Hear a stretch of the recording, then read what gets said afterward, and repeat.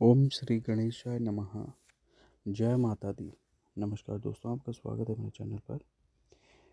पहले दिन माँ शक्ति के स्वरूप माँ कालिका की पूजा अर्चना की जाती है। गुप्त नवरात्रि में पौराणिक मान्यताओं के अनुसार माँ कालिका कलयुग की जागृत देवी मानी जाती हैं। माँ को दुष्टों का संहार करने वाला माना जाता है। माँ काली की पूजा गुप्त तरीके से की जाती है। 10 महाविद्याओं में माँ काली प्रथम रूप है। माँ काली जी का स्वरूप अत्यंत विकराल, अभयंकारी और मंगलकारी है। माँ काली का ये स्वरूप असुरों का नाश करने वाला है। यदि कोई व्यक्ति गुप्त नवरात्रि के दौरान माँ काली की पूजा करता है तो उसके ऊपर सामने असुरी शक्तियों का कोई असर नहीं होता है।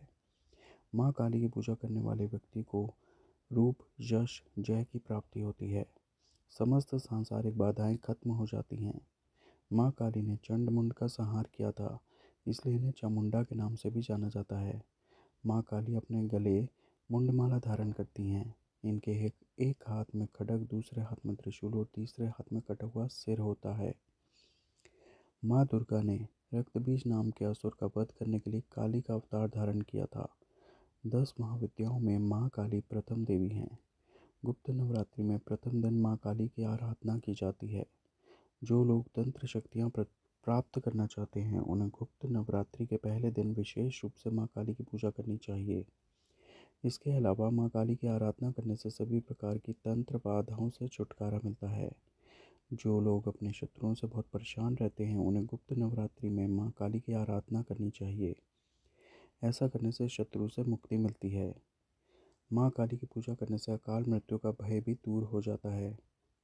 गुप्त नवरात्रि में 2 तरीकों से माँ काली की पूजा की जाती है।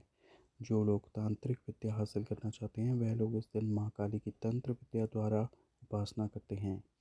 कुछ लोग गुप्त नवरात्र के प्रथम दिन सामान्य तरीके से माँ काली की आराधना करते हैं, जिससे उनके जीवन के सभी संकट दूर हो जाते हैं। आइए जानते हैं माँ काली की कथा।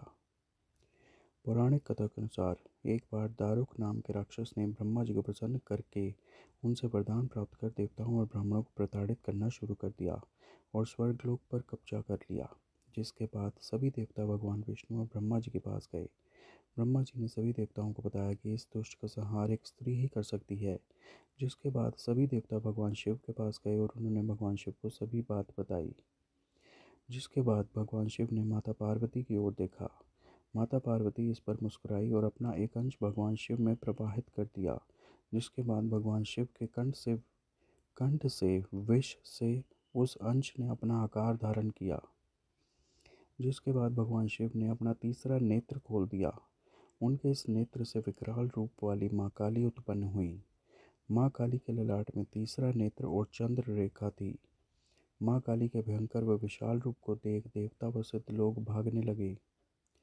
जिसके बाद माँ काली का दारुक और उसकी सेना के साथ भयंकर युद्ध हुआ। माँ काली ने सभी का वध कर दिया। लेकिन माँ काली का क्रोध शांत नहीं हुआ और माँ काली के इस क्रोध से संसार भी चलने लगा।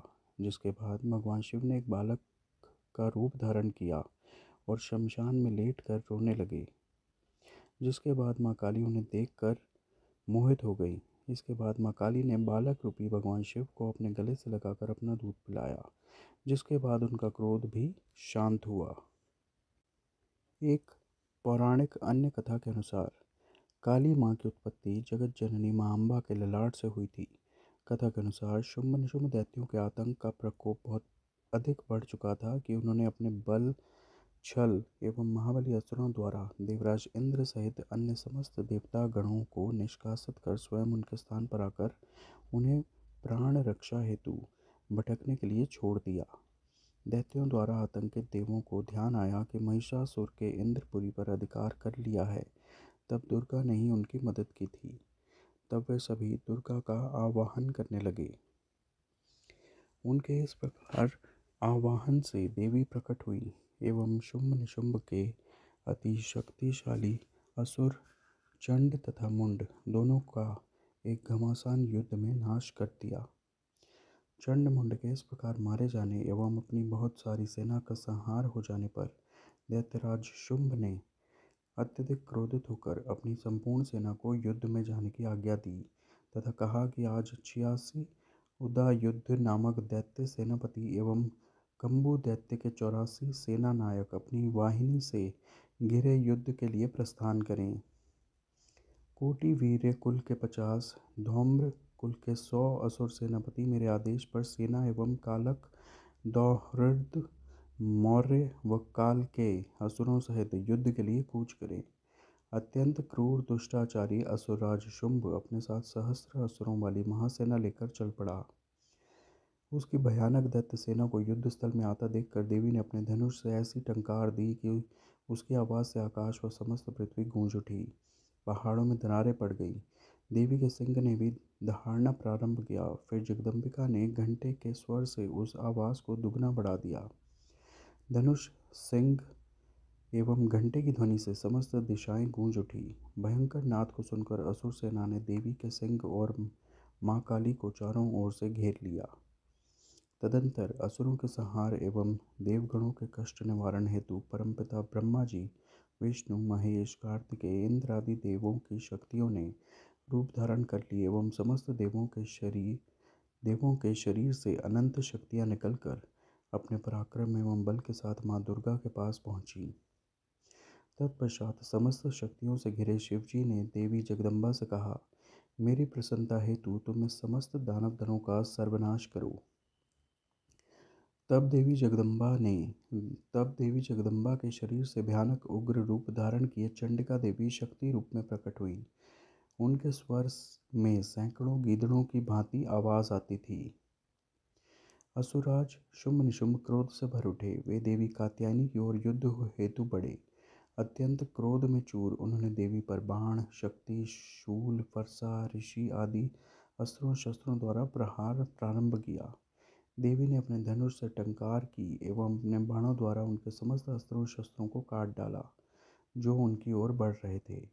माँ काली फिर उनके आगे आगे शत्रुओं को अपने शूल आदि के प्रहार द्वारा विदीर्ण करती हुई वह खटमांग से कुचलती हुई समस्त युद्धभूमि में विचरने लगी। सभी राक्षसों, चंड मुंड आदि को मारने के बाद उसने रक्तबीज को भी मार दिया। शक्ति का यह अवतार एक रक्तबीज नामक राक्षस को मारने के लिए हुआ था। फिर शुंभ निशुंभ का वध करने के बाद भी जब काली माँ का गुस्सा शांत नहीं हुआ, तब उनके गुस्से को शांत करने के लिए भगवान शिव उनके रास्ते में लेट गए और काली माँ का पैर उनके सीने पर पड़ गया। शिव पर पैर रखते ही माता का क्रोध शांत होने लगा।